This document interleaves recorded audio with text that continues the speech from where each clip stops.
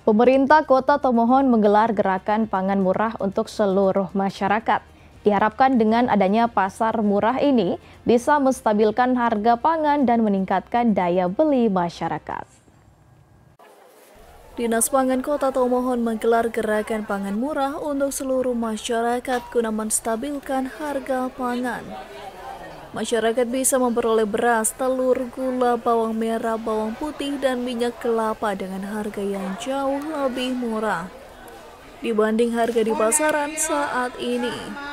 Kepala Dinas Pangan Kota Tomohon Novi Kainde mengatakan, gerakan pangan murah merupakan strategi pemerintah daerah untuk meningkatkan ketahanan pangan di tengah inflasi yang terjadi saat ini. Karena melihat nih daya beli masyarakat lagi kurang, lagi menurun, maka kita melaksanakan program GP Gerakan Pangan Murah ini ada program dari Pemerintah Kota Tomohon yang kerjasama dengan Perum Bulog Sulut Go, Sulawesi Utara Gorontalo.